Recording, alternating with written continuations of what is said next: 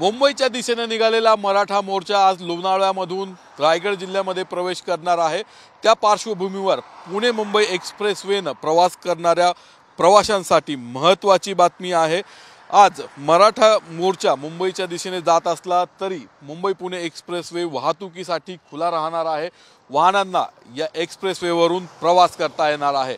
आता आपण मुंबई पुणे एक्सप्रेसवरती आहोत आणि या ठिकाणची दृश्य पाहू शकतोय। या एक्सप्रेसवेवरून सुरळीत वाहतूक सुरू आहे। लोणावळ्यामधून रायगडमध्ये प्रवेश करताना मराठा मोर्चाच्या आंदोलकांची मागणी होती, त्यांना एक्सप्रेसवेवरून रायगड जिल्ह्यामध्ये देण्यात यावं किंवा तिथनं प्रवेश करून देण्यात यावा।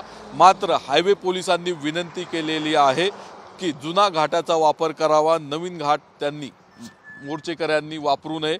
मराठा बांधवांनी जुन्या घाटातून जावं, नवीन घाट टाळावा आणि ह्या विनंतीच्या पार्श्वभूमीवर हा जो एक्सप्रेस हायवे आहे मुंबई पुणे एक्सप्रेसवे तो वाहतुकीसाठी खुला राहणार आहे।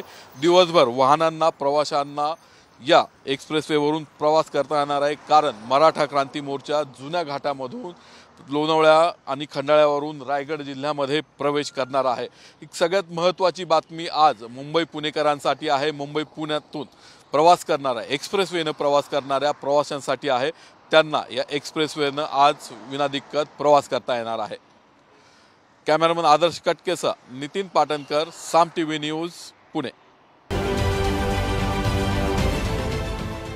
देश विदेशातील प्रत्येक घडामोडींचे लाईव्ह अपडेट मिळवण्यासाठी आता साम टीव्हीच्या सर्व सोशल मीडिया प्लॅटफॉर्मला लाईक, फॉलो आणि सबस्क्राईब करा। तसंच सर्व नोटिफिकेशनसाठी बेल आयकॉन प्रेस करायला विसरू नका।